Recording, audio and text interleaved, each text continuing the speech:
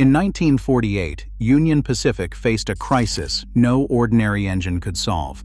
A freight surge was so severe that even their mighty big boys were too expensive. 0.1111 seconds, diesel lash-ups stalled on Wyoming's Sherman Hill.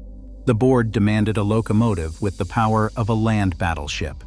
0.1919 seconds. What they got was a jet turbine so loud it shook houses and so strong it shattered every freight record ever set. 0.2828 seconds. But if this machine was truly the future, why did it vanish almost overnight? Music. To understand, you have to see just how desperate the 0.3737 seconds mission became before anyone dared to build the world's loudest music train.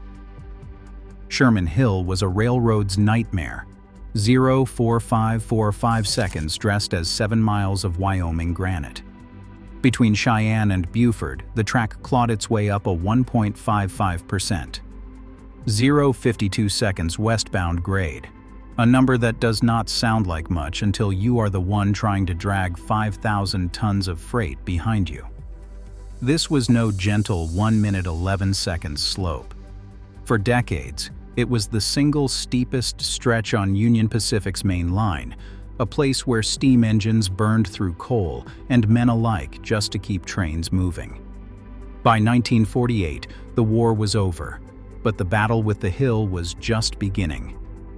The post-war boom sent freight volumes surging by 50% in a single year. Every day, dispatchers watched the yards fill with boxcars, tankers, and hoppers, all waiting for their turn to grind up the grade. The big boy steamers could muscle their way over, but at a punishing cost: mountains of coal, endless maintenance, and crews working around the clock. Diesel power was supposed to be the future, but on Sherman Hill, the reality was a logistical headache. A single EMDF-3 diesel made just 1,500 horsepower. To move a heavy westbound train, the railroad had to slash 4, 5, sometimes even 6 units together. That meant 6 engines to fuel, 6 sets of wheels to check, and 6 chances for something to go wrong. If one unit stalled or lost power, the whole train could be stranded halfway up the climb. Delays stacked up. 2 minutes, 17 seconds. Dispatchers shuffled schedules and prayed for clear tracks, but the bottleneck never let up. Operating staff called it a squeeze. The railroad needed more trains, but the hill set a hard limit. The horsepower gap was real and growing. Union Pacific faced a choice: keep stringing together weak engines or find a single machine with enough muscle to break the hill's grip for good. 2 minutes, 42 seconds. Union Pacific's boardroom in 1948 was not a place for half measures. The numbers on the ledger were brutal. 2 minutes, 50 seconds. Running a single big boy steam locomotive over Sherman Hill cost more than $500,000 a year in coal, water, and labor. Crews worked in shifts just to keep the giants moving, while maintenance yards overflowed with worn-out parts. The new diesels, music, promised savings, but the reality was even more expensive. 3 minutes, 11 seconds. Every heavy train needed a parade of engines and crews, and every breakdown multiplied the cost. The railroad's top brass, led by Otto Cooler and President William Jeffers, faced a choice. They could keep patching together fleets of underpowered diesels, or they could leap into the unknown. The board's directive was blunt: stop thinking small. Find a single locomotive with enough muscle to climb Sherman Hill alone. A machine with the power of an entire fleet.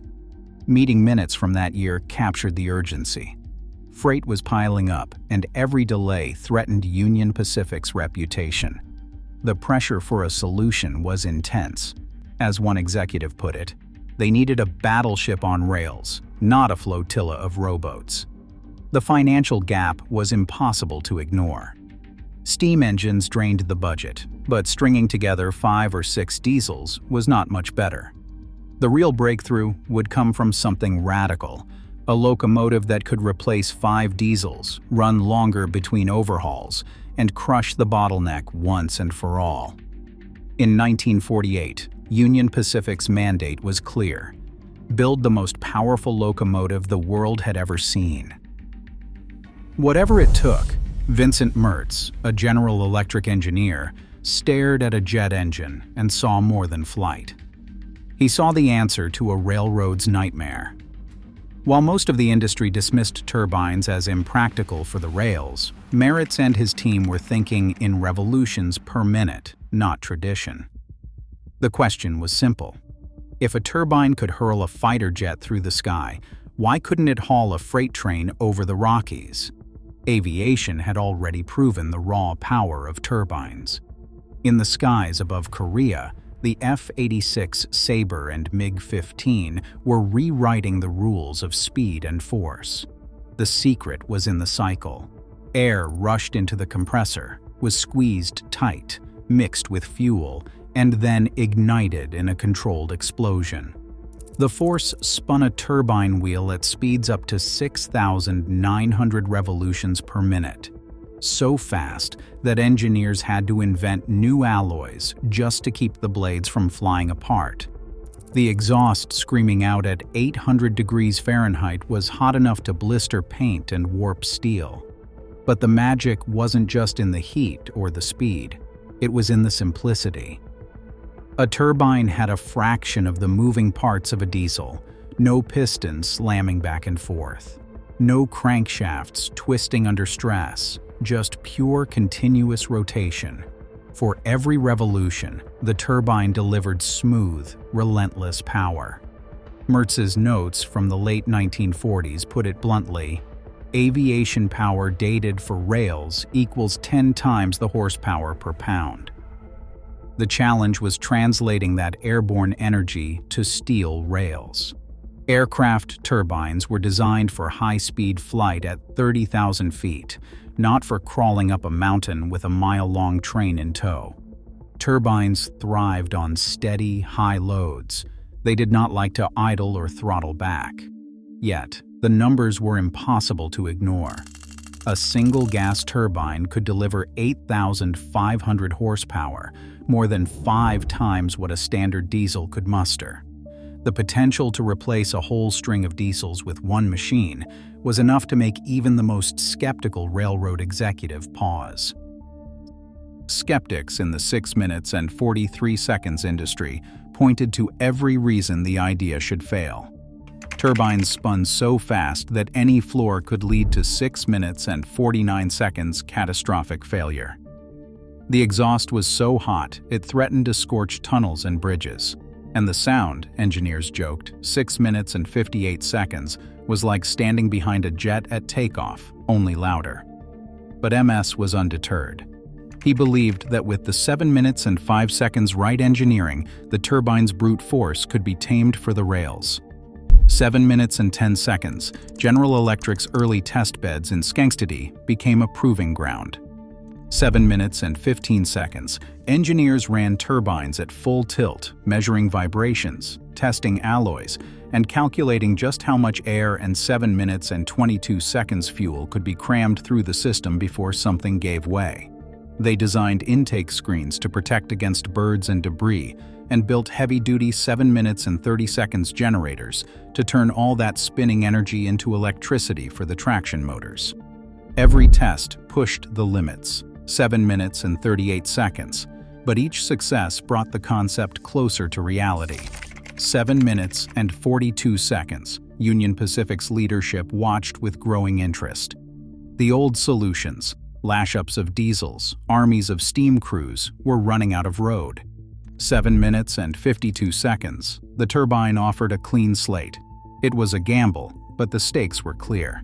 Solve Sherman Hill, and the 7 minutes and 59 seconds railroad could move more freight faster and at a lower cost. Mertz's vision, born in the jet age, was about to meet 8 minutes and 7 seconds the granite of Wyoming head-on. The leap from sky to rail was no longer a fantasy. It was a blueprint ready to be built. In 1958, Union Pacific took delivery of a machine that looked less like a locomotive and more like a rolling industrial experiment. The railroad called it the Big Blow. It was built in 3 distinct units, stretching nearly 200 feet from nose to tail. Up front sat the cab, a fortress of steel and glass where the crew rode high above the rails. Behind it sat the turbine car, a massive steel box housing the heart of the beast, a gas turbine engine that spun at 6,900 revolutions per minute. At the very end was a fuel tender that resembled a small oil tank on wheels, its walls lined with heating coils and insulation. Union Pacific's procurement team had demanded one thing: power delivered without compromise. General Electric answered with a turbine that could produce 8,500 horsepower, dwarfing the output of any diesel locomotive on the market. The Big Blow did not just outmuscle its rivals. It rewrote the rules of what a locomotive could be. The turbine car alone weighed over 200 tons, fully fueled. The generator inside was so large it had to be craned into place at the factory. When the turbine fired up, the sound was closer to a jet engine than a train, a high-pitched whine that could be heard for miles. But the real genius was not just in the horsepower. It was in the fuel. Instead of burning expensive diesel, the Big Blow ran on Bunker C, a thick tar-like residue left over from the bottom of the oil barrel. In the 1950s, Bunker C was so cheap that refineries practically gave it away. Most railroads would not touch it. It was too dirty, too viscous, and too much trouble. But Union Pacific saw an opportunity. The tender was designed with electric heating coils that kept the fuel at 250 degrees Fahrenheit, just hot enough to turn sludge into liquid. From there, it was pumped into the turbine's combustion chamber, atomized, and ignited in a roar of blue flame. This was an economic hack on an industrial scale. At just 3 cents a gallon, Bunker C cost a fraction of what diesel did. The Big Blow could run for hundreds of miles between stops, burning a fuel that nobody else wanted. The tender had a 24,000-gallon capacity, which meant fewer refueling breaks and more time spent hauling freight. Every detail was engineered for endurance and efficiency. The turbine itself had only a handful of moving parts compared to the thousands inside a diesel engine. Fewer moving parts meant fewer breakdowns and less time in the shop. Inside the cab, engineers faced a control panel unlike anything they had seen before. Instead of throttling up a diesel, they managed a jet engine, monitoring temperatures, fuel flow, and turbine speed. The startup sequence was a ritual. Prime the lines, heat the fuel, bring the turbine to idle, then unleash. 8,500 horsepower with a twist of the throttle. The payoff was immediate. A single Big Blow could move a 100 loaded boxcars up Sherman Hill at speeds that left traditional engines gasping in its wake. Union Pacific's decision to gamble on this design was driven by cold arithmetic and plain economics. Every mile the Big Blow ran on cheap fuel saved money.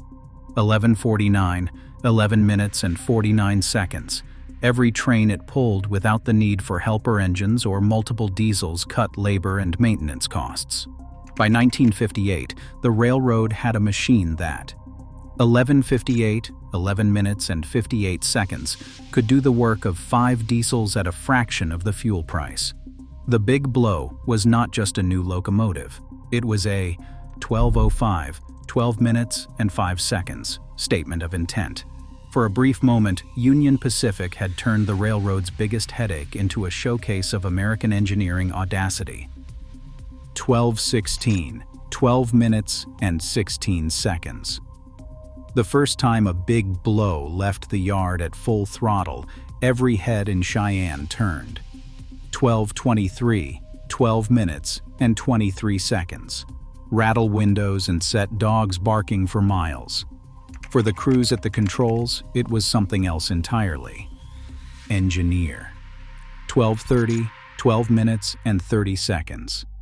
Bill Price remembered the turbine scream as like 10 747s spooling up at once, a vibration so strong it made the cab 12:38, 12 minutes and 38 seconds. Shake and his teeth buzz. Fireman Ray Delacote joked that the air intake could have sucked the hat right off his head if he got too close. But when the 12:46, 12 minutes and 46 seconds. Throttle opened and the train started to move. All anyone could do was hang on. 12:51, 12 minutes and 51 seconds. Sherman Hill, where steam giants had crawled and diesel stalled, the big blow took the grade like it was nothing. 1:12:59, 12 minutes and 59 seconds.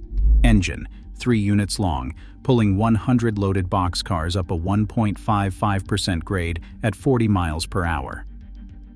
13:05, 13 minutes and 5 seconds. The numbers were staggering. Each turbine averaged more than 100,000 miles every year, running almost non-stop from 13:14, 13 minutes and 14 seconds. Council Bluffs to Ogden and back. Even though they made up less than 2% of Union Pacific's locomotive fleet, these machines hauled more than 10% of all the railroad's freight. That's not a typo. 13:26, 13 minutes and 26 seconds. 1 out of every 10 tons crossing the Rockies rode behind a turbine. The power was so overwhelming that it sometimes 13:34, 13 minutes and 34 seconds. Outmatched the hardware it was supposed to protect. There is a story from 1960, 13:40, 13 minutes and 40 seconds. A big blow loaded with 100 cars started up Sherman Hill a little too aggressively. The coupler on the first car snapped with a bang, sending the 13:49, 13 minutes and 49 seconds. Rest of the train rolling backward down the grade. It was not a fluke.